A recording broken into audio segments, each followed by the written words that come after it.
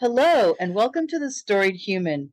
I'm Lynn Thompson, and I'm here with Sandy Cohen, who's a friend of mine from LA. We met in our podcasting class, which is just a great experience, and a whole bunch of us stayed in touch, and we're learning from each other as we go. I've learned so much from her because we're actually part of a sub class that we have called a pod squad. Sandy and I and Patty Martin, we get together every week and we are accountability partners and we share tips. And it's just been so wonderful getting to know both of them. Sandy has a cool background. She was an LA celebrity reporter for years. And I think that she realized at a certain point in her life that maybe that was too much, the pathway to burnout, and began working on transitioning out of that. And so she's now pursuing a career as a wellness coach. She's finishing up her master's degree in public health, and she really focuses, which I love, on science-backed inner peace information. Her podcast is called Inner Peace to Go. It's so much fun to listen to. And welcome, Sandy. I could go on and on. Thank you so much for the beautiful introduction. And it's always wonderful to spend time with you. I love our pod squad too. So that's it's just be here. Thank you. I'm so lucky that I made a mistake and read the wrong time zone. Because I signed up for something that was late because it was Pacific time zone, but I wasn't paying attention. So I wonder if that was just a happy accident. It's been a happy accident for us. And I don't know how you have the energy to always come at night, but it's awesome. Well, I'm in my pajamas a lot of the time, and I'm in my bed, and I tend to stay up later now because I'm working at home. It's amazing how you shift.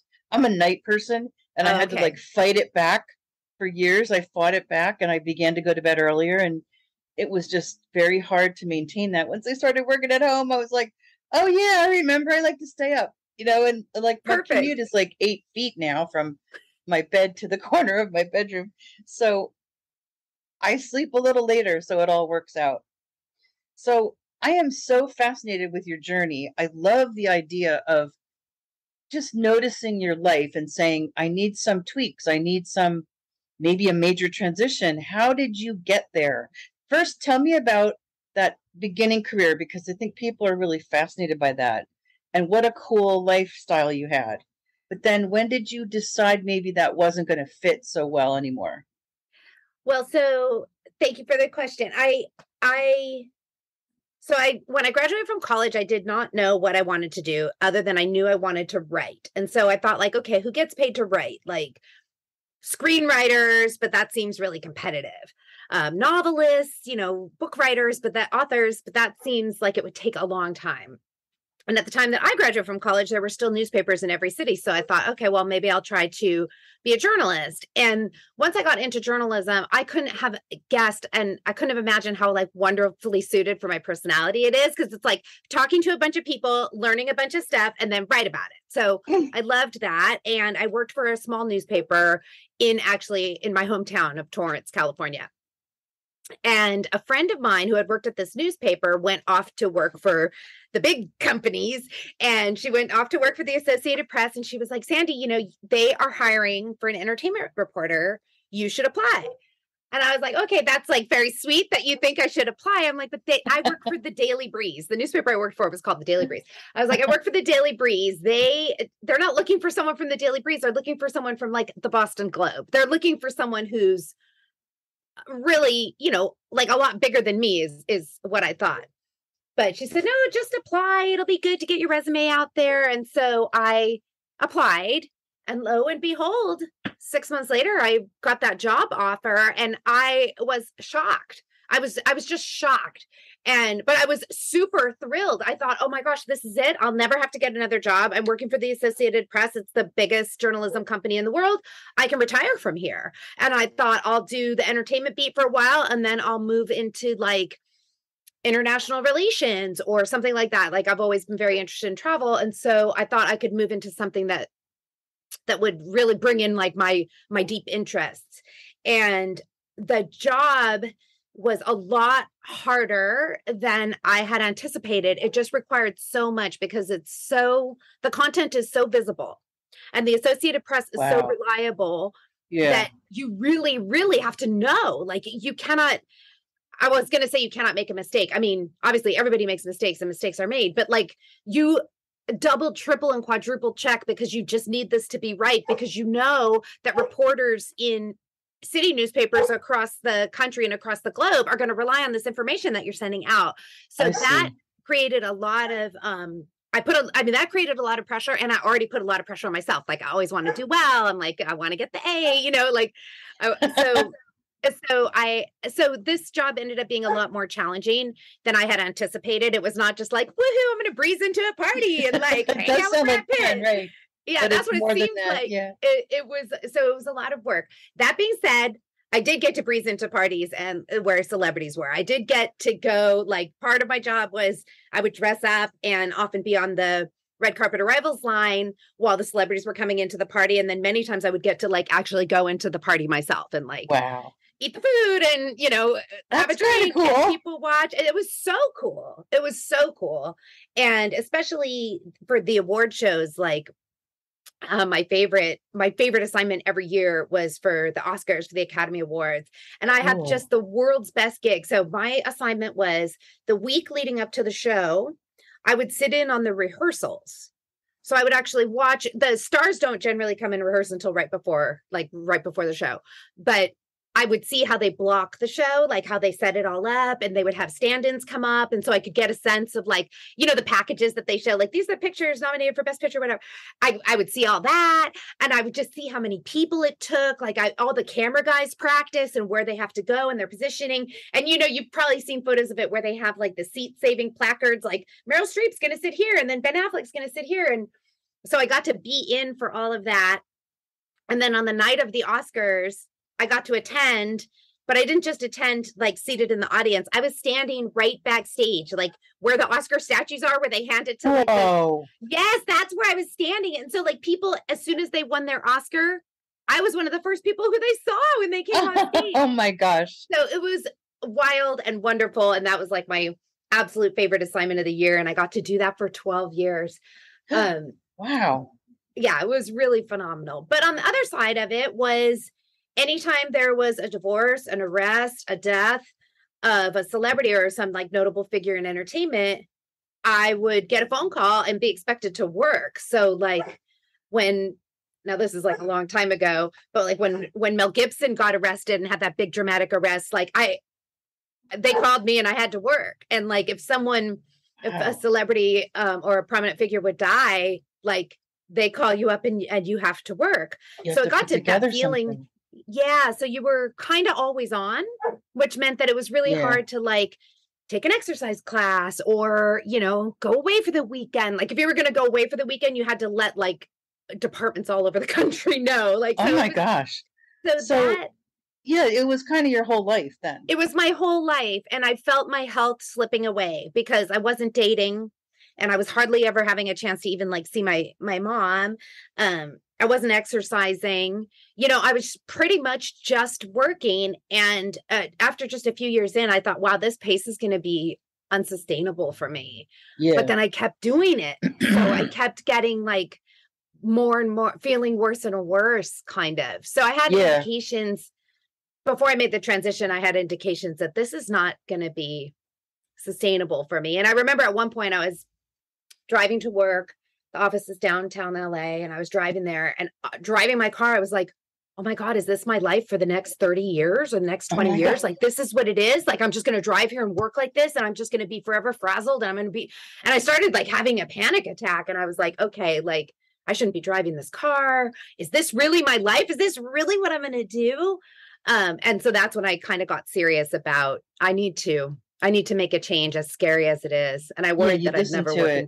Yeah, I worried I'd never work in journalism again. What I'm wondering is, you did it for so many years, it must have gotten very comfortable and you get really, used to it and good at it. And the celebrities, did they recognize you when you were backstage? Like, did they know you?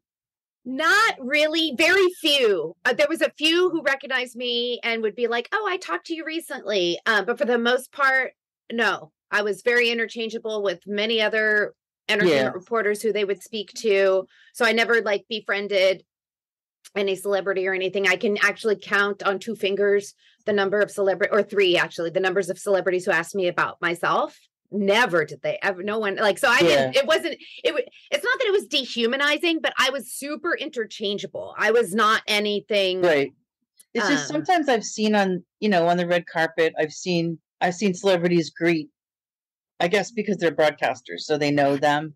That's part of it. My friends who are camera producers, like, they do have a relationship with them because they're all, like, a lot of times I could do interviews on the phone. Sometimes I'm in person, sometimes I'm not. But the red carpet people with cameras, it's always the same person. And like, I have a friend and former colleague, Mark Malkin. I think he works for Variety now, but he would always wear like a bow tie. So like, even if you didn't remember exactly, you knew that like he was the guy with the bow tie. And I was not wearing my hair purple at that time, but I have often thought, oh, that would have been a good. Would have been a good, yeah. So I'm really impressed that you listened to yourself, that you had that panicky feeling, that you started to think about, as hard as it can be, I'm going to have to make a change. So how did you do that? Well, I kind of couldn't ignore it anymore. Like, I had already, because I started having depression. And when I had depression, it felt like I had the flu, but I didn't have a fever. But like, I couldn't get out of bed. I had no energy. So like, my mental health took a real slide, like a noticeable slide. Yeah. And I was terrified of that. I mean, it's always terrifying to think that something could be wrong with your brain, especially when my brain was the instrument that I used most for work. And also everything else. but so I had to notice this with my health, and had, I ended up going to therapy. I ended up starting taking medication, and that whole prospect was really scary. And it was also like, is this what I have to do this job? Like, I literally need to take medication. Right. And it's scary. Yeah. And I was just like, that kind of can't be right. And also, I also knew, honestly, there's no way I can do this for 20 more years. I mean, there's just no way. Like, it is going to be physically impossible for me. I may become an alcoholic. I may, like, I just was going to fall apart. I just knew it. So as I was really afraid to leave, I just was certain that I wouldn't get another job in journalism because, during the time that I had worked there, so many newspapers had closed. The only jobs that I was finding, like, on job boards were for entertainment reporters. Like, that's what I was most qualified for. But that's not what I wanted to do. And that's tough. Yeah, it was scary. But I also, like, my mood was so low. I mean, my parents knew, my friends knew, like, everybody was kind of like, people could tell. This ain't great for you, well, I'm curious how long anyone lasts. It sounds like it chews up people. I'm amazed that you lasted 12 years. I wonder if, I wonder if people don't tend to stay there forever because it's don't know. It's a tough pace. Here's the difference. Some people, like, I have a friend who he's been an entertainment reporter since 1985. He is still an entertainment reporter now. He loves it. Like, he loves movies and shows. He really loves it. He reads it. Yeah. He loves it. And I think I just didn't love it that way. That way, yes. I mean, don't get me wrong. Like, I love movies and I really, really love music, but I don't love, like, the news of a celebrity's divorce. I certainly don't love it enough to, like, interrupt my weekend or, like, an evening with my mom. You know what? Here's the thing. I remember when Philip Seymour Hoffman died, which, he died of an overdose. And that day I had been visiting my grandmother, who was 99. And I visited her the most. I was very close with my grandmother. And I remember I had gone over there. I had heard that old people don't get touched very much. So I would always, like, bring, like, lotion, or, like, try to brush her hair or stuff like that. She had lost her vision. She was, pretty old. And I remember I was over there and I was putting lotion on her hands and she was like, it's so cold. Like, it didn't have the effect that I wanted. And then I got a call that, hey, Philip Seymour Hoffman died. Can you cover this? Can you take this on? And I remember telling the editor, well, I'm at my grandma's, but, I'll leave here in a few minutes. And, like, our visit was kind of over, whatever. She found the lotion too cold or whatever. And I went home and I worked on Philip Seymour Hoffman. And the next day my grandmother died. Aww. And, like, that was my last visit with my grandmother. And it got interrupted by Philip Seymour Hoffman. Cut short. Now, granted, that death, writing about that death had purpose for me because he died of addiction. Addiction is a brain disease that I care about. A lot of people have addiction who aren't famous, and that his story, here's this talented, brilliant guy, had all this like great stuff going for him, had battled addiction over the years, had been sober and clean for many years, and then used again and passed away. So that story did have importance. So it's maybe not the best illustration of one that like pulled me away that didn't seem important. But a lot of times it just didn't seem important. Like, Yeah. Sandy, we need you right away. Demi Moore and Ashton Kutcher are getting divorced. It's like, all right. I mean, like, but it was my job, so I had to do it. So you had to do it. So yeah, so I think part of it was it didn't feel important enough for me to always be interrupting my life and over time over time it just really wore you down, that you didn't have your life the way you wanted to have it. Yeah. So what did you do? So I stewed about it for many years. I was too scared to do anything. I tried to set better boundaries with the job. Like I would just say, unless you're like, because they would kind of expect you to just work at any time and like not even charge overtime or anything, Oh my gosh. So I would say, like, look, just be aware that if you call me and ask me to work, I'm charging overtime. I'm not trading it for some day off that never comes. And so I tried to set better boundaries. And then I tried to be like, okay, I'm leaving at 6 and I'm not available. Like I would tell this to myself, that's how I started. And I started going to therapy and I started taking medication. I started really trying to take care of myself. And then in there, I got married. And then once I got married, I knew that I wouldn't have to pay for health insurance on my own. I could be on my husband's health insurance. And that's what made it seem possible for me to leave, because I was afraid that, as I said, the journalism jobs had really dried up. And especially in areas outside of entertainment. And I just thought, if I try to make it as a freelancer, I'm just concerned that I won't be able to like both pay my rent and pay for my insurance. It was just going to be a lot. I had never been a freelancer. I'd always been on staff, either at a newspaper. Yeah. So I eventually just like took that leap, and I gave up my salary and I gave up my position, and I did not have another job. Wow. And it was super duper terrifying. And I remember my husband, I was like, I'm going to step into the abyss. And he was like, you're going to find out that it's just as easy as stepping off of a curb. which was wonderful to hear, but it actually was somewhere between an abyss and a curb. Okay, there's an honest answer. Yeah, because I thought that like once I left that job, that I would kind of like wake up happy, like, yay, my time is my own, but also then like I also didn't have any income, so that was an issue. Yeah. And it's so yes. Oh, go ahead. When you've always had deadlines, because I do similar work. I'm a technical writer. It's not nearly as fun, but but I always have deadlines, and my time is structured for me. I always have a product, a guide, a book to work on and get done. And it's very upsetting to suddenly have no structure. Yeah, it was really jarring to have no structure. It's hard. It was liberating because I was like, okay, what am I really about? What do I really care about? But then it was also super scary because it is. And nobody tells you like how to do that. No, a lot of people are in that position because of the pandemic, because of the shifts in industries. A lot of people, Rich and I know a lot of people that worked for many, many years and got laid off. Once you hit your 50s, that happens. And they do have, some of the bigger companies have like counseling for after you get laid off. But in general, though, people just they don't know what to do. It's like one day they wake up and they don't have to go to work and they don't know what to do. Right. Yeah. Yeah. I felt that. So then I just tried to figure out, okay, well, what would I want to do? What do I really care about? And the truth is that I really, really care about health and well-being, especially after feeling my own become compromised by work.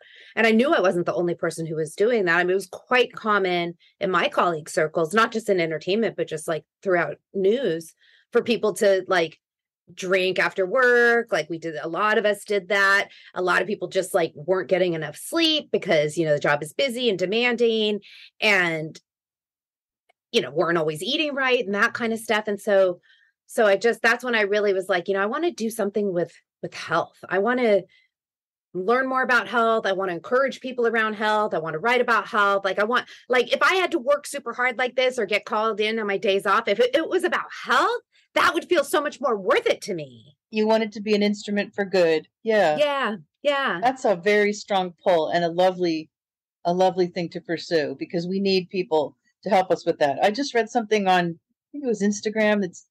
It said burnout is happens when you've tried really hard to act like you're not human.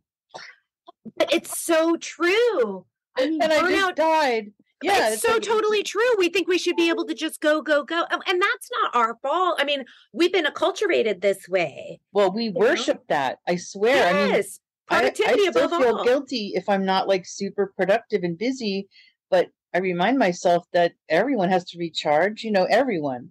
But people are so addicted to that, and they pride themselves on not getting enough sleep. Totally. They pride themselves on being so busy. And I'm like, if you're so busy, how do you know what you're really thinking about anything? You're just reacting. Such a good point. Yeah, for sure. But that's hard because you're against this world, this culture of, be busy, be productive. You know, People literally do brag, like, I don't need much sleep. And I know, like, but well, it's like it's like biologically unlikely because there are people. I mean, there are people who can like actually thrive on 5 or 6 hours, but they're a very tiny percentage. I mean, most of us need 7 to 8. Like that's a biological imperative. And I need 8. I need 8. And when I had need Lyme like disease, 9. I need like when I had Lyme disease, I needed 10. Wow. To like survive. Yeah. Now my husband only needs 6. It really is true. Right. Some people and can. I kind of envy him because he just has those extra waking hours. But everybody's different. But most of us do need like 8 or 9. Right.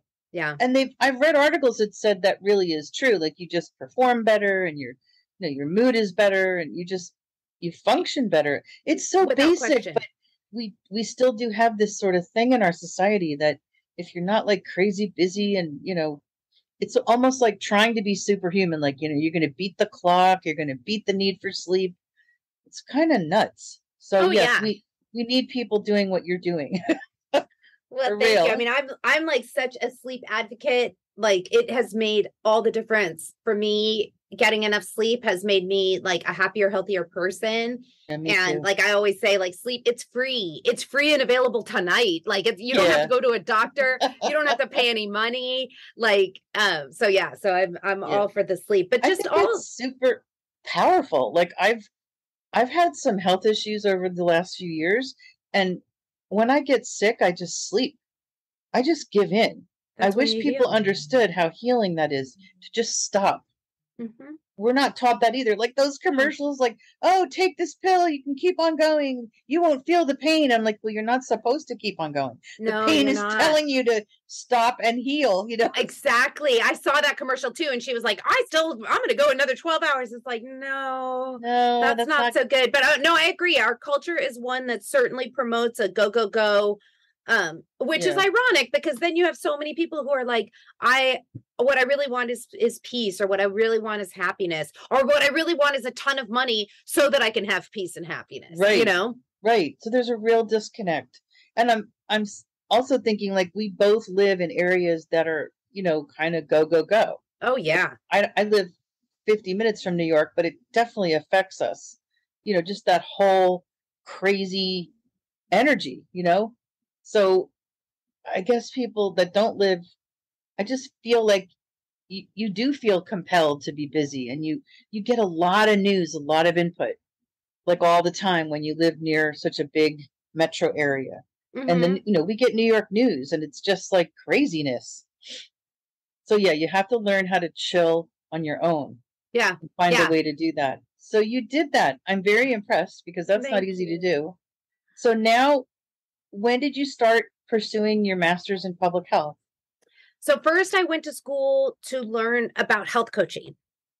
So that was the first thing I did. So I left my job in 2018 and I went to University of Wisconsin, Stevens Point for their health coaching program, which was awesome. It's funny. I thought it was going to make me like an expert in health, but it actually makes you an expert in behavior change and Ooh, human cool. behavior, because that's what it's about. It's about coaching people to make changes in their health. So we did learn like health basics, but I learned a lot more about human behavior, which was like even more fascinating. So That's I enjoyed great. that experience of returning to school so much that the following year I started the master's program, Yeah, and I have like I only have I think 4 classes left, so I'm that's so almost done. great. Thanks. So you're set up already. I know you coach people already. Is this your future now? You're going to be a health and wellness coach? I like to do health and wellness coaching and writing. I mean, I want to get this message out about how much of our health and well-being was within our control. And I've often said, like, if I could have had a health coach when I was in the throes of all this work, somebody who would maybe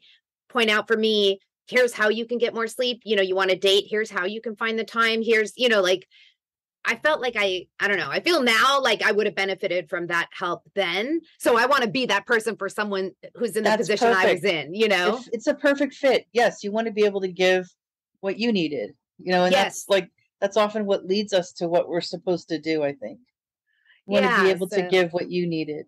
totally. So I want to help people who are feeling like super on the verge of burnout or super stressed out or think, oh my God, all I do is work. Like, I wish I had an exercise routine, or I wish I like could, have stress-free time with my family, or instead of thinking about all the things that I should be doing, that kind of stuff. Like Yeah. that's who I want to work with. Cause I've not only have I been that person, but in my studies, I've learned so much about the different ways that we can sort of hack our own selves to like make the things that we desire happen. And then having a coach, which is like basically an unconditionally supportive cheerleader on your side, Yeah. it just helps. It's someone to kind of check in with. It's someone to kind of remind you that you can do this. That's so wonderful. And I just love that everything you do is science backed, because I think that convinces people who maybe aren't getting it. Like, that inner peace is not woo woo. It's, it's a It's state of mind that you can achieve, and it's good for your brain. And I just love that. I think oh, you win over thanks. maybe skeptics because you Well, back everything I with think science. I think it's the journalist in me, because it's like I want to know Yeah. why I can believe this. Yes. And so I want to know that this is like has some kind of empirical evidence, that it's not just like, oh, I should believe you just because you're saying it. Yeah. So Isn't that and then great, though? Your background is perfect for this. It oh, all kind of thanks. came together. I love Well, that. and you know what else is super awesome is like a lot of the things that wisdom traditions have been teaching, and you and I've talked about this before, like the spiritual traditions, all well, not all, but like a lot of those concepts that have carried through thousands of years are now being validated by science. So I like, love that. Yeah. I know, right? Like, all the meditation stuff, like now there's tons of research on meditation and mindfulness that shows that it like grows the gray matter of your brain. So there's so much, some of those traditions have persisted because they work. And then now science is saying, yeah, they work. I do love that. Yeah, and I think of it as just really old psychology. Totally. Some of the rituals that people did, and they just they stumbled upon solutions and passed that knowledge down. I'm fascinated by that. I Same. remember somebody talking about meditation and how it actually changed your brain, and I was like blown away. I knew it was good for you, but it literally changes your brain. So I'm so happy when science proves, what cultures knew, but really, really puts the stamp of legitimacy on it. It's just so Agreed. cool. Yeah. Well, you know what it makes me think of too is like the human condition. Like, yes, our societies have changed and things are much faster now, but the human condition, that has pretty much been the same. Like the questions that we have about like why are we here, and dealing with like loss and death and illness, like the things that we all are going to face, like Yes. that's been true for millennia. So it Yes. does kind of make sense when you think about it, like why certain traditions would persist, because it's like, yeah, we're still facing the same kind of problems just as people. Right. And we're living it, really, society and technology has just raced ahead. But I remember reading, we're the same as we were 100,000 years ago. We haven't Totally. changed physically. We haven't evolved, you know? So we're not set up for this crazy pace and overload of information, and people are struggling. Yes, particularly with the information, because never in history, in all of human history, has information come in as quickly as it does now with all our, technology and devices. So we really are ill-equipped to process information at the speed at which it comes in. So it's not surprising that we're like hyperstimulated or, feeling stressed out. And also like, some they talk about like compassion fatigue and stuff, because it's like we never used to be able to feel the pain of people all the way across the globe, of like war in Ukraine and seeing those fires. And, like we would feel the pain of our village, our community, like, something happened to like someone in our church or whatever, like we would all feel it. But now we can feel that for countless people across the globe.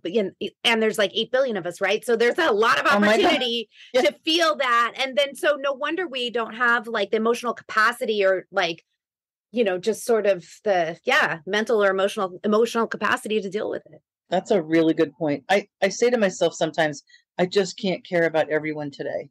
It's so true. I just have to close it in a little bit and just take a break, because all you'll do is get upset. You can't really help.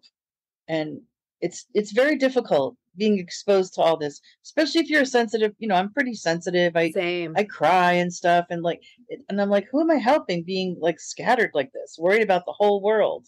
You have to be careful, like to mind your health and your boundaries. And one of the strategies, and this I think also was contributing to my stress and burnout at work, because one of the strategies that I've used since, when I had the journalism job, is, we always had to be on top of the news, because if there was something topical in the news, we would want to ask whoever we were interviewing that day, maybe to comment on it.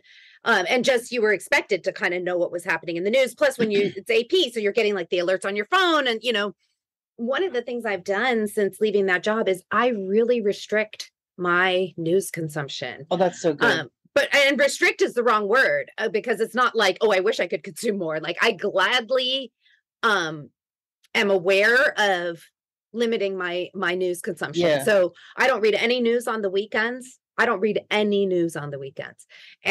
I read news during the week for my current job as a health writer, but I mostly read health news. I'll scan the headlines. It's not like I'm like an ostrich with their head in the sand, but you have to know a little bit. Yeah.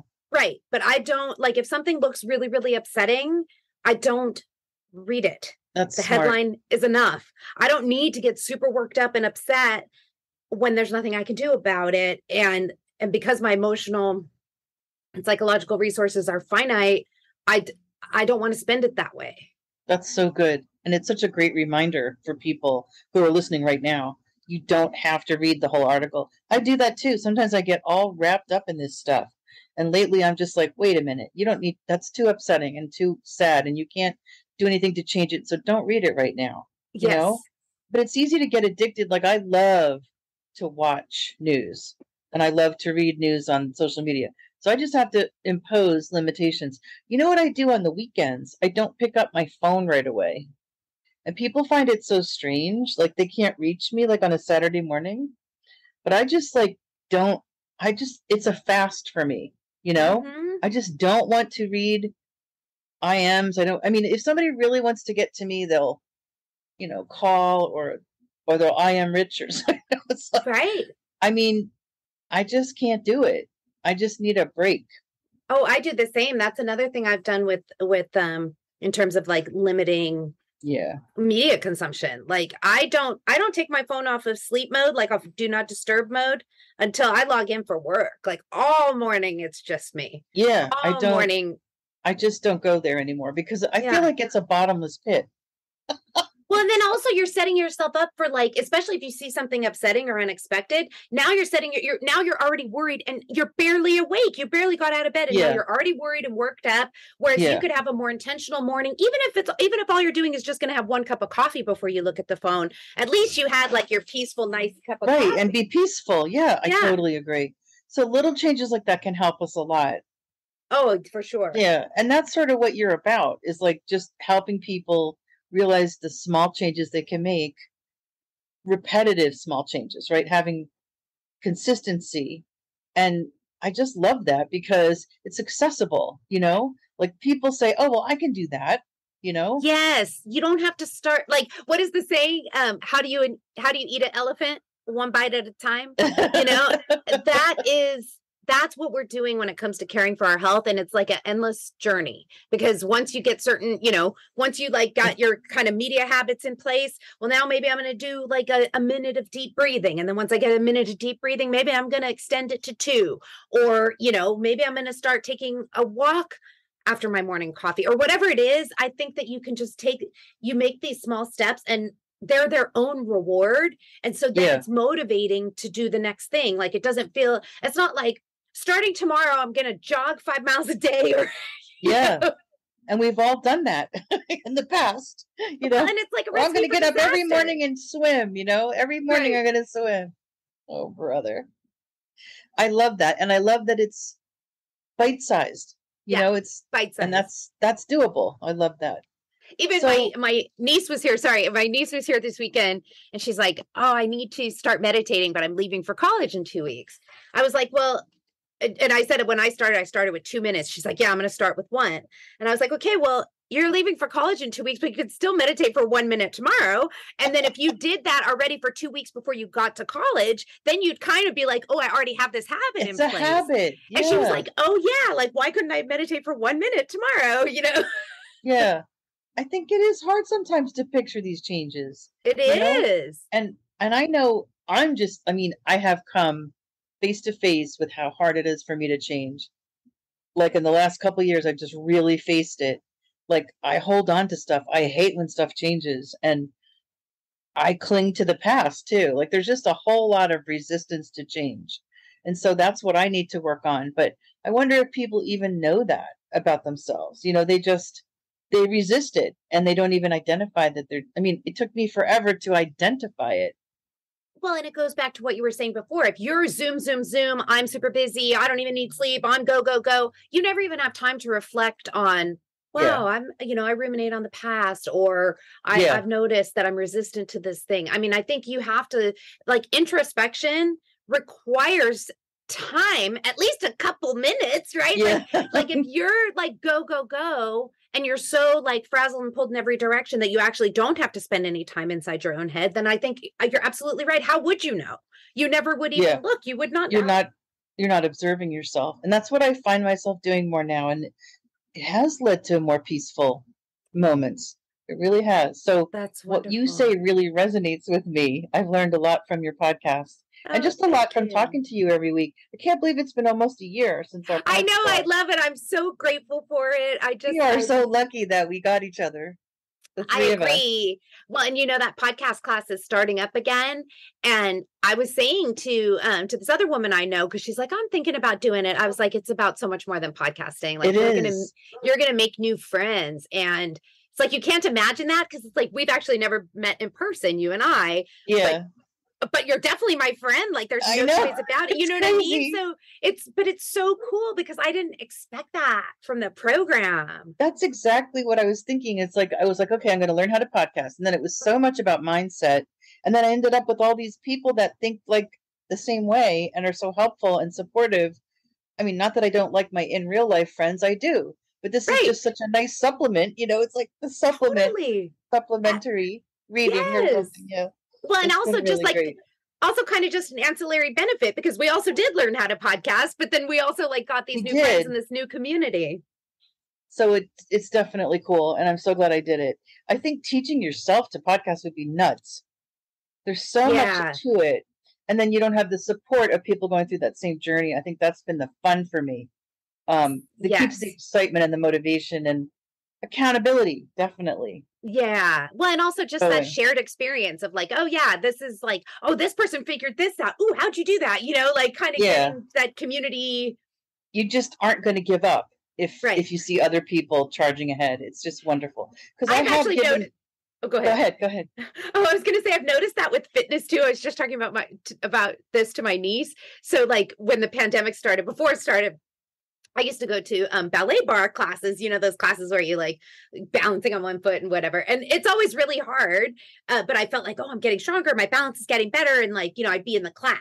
And then during the pandemic, I started doing it on the video, and it is not the same, because like, it's really hard, but it's just me here by myself and no one is watching me. And now I'm walking away to get a glass of water. That is such a great point. It's really different. It really is. I remember back when we were members of the Quaker Church, and they do mostly silence. They just sit in silence. And sometimes if people feel compelled to say something, they do. But basically it's Christian meditation. And it's like an hour every week. And I remember somebody saying to me, like, well, I can sit at home and be quiet. And I'm like, it's not the same when you're surrounded by other people, other souls, just that community. It Oh, just yes. really was a lesson to me. Like, even in silence, we were connected, and I didn't Yes. end up staying there for a variety of reasons, but I just really respect that kind of connection and what they were about. And you have to be with other people, or you're not as accountable, first of all, and it's not as fun. There's that proverb that I think it's an African proverb, and it says, if you want to go fast, go alone. If you want to go far, go with others. Oh, it's perfect.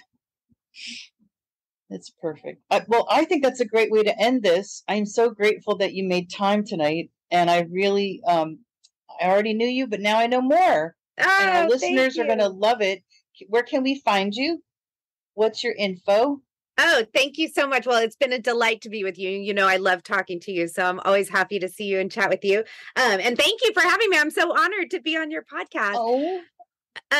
So you can find me. My podcast is called Inner Peace to Go, and it's available wherever you get your podcasts. And then I'm on Instagram at Sandy, and sometimes putting up like affirmations and like little videos about brain science and stuff. So if you like that kind of stuff or want to learn more about it, come check me out over there. I love your Instagram. I really do. It catches me. I really enjoy it. Oh, thank you. I see a bright future for you, young lady. Oh, I appreciate it. Thanks for giving me your time. I just love hearing the story. I'm all about the story. I know it. I love it. Well, thank you so much. It was an honor to share it with you. Yeah, I really appreciate you making the time.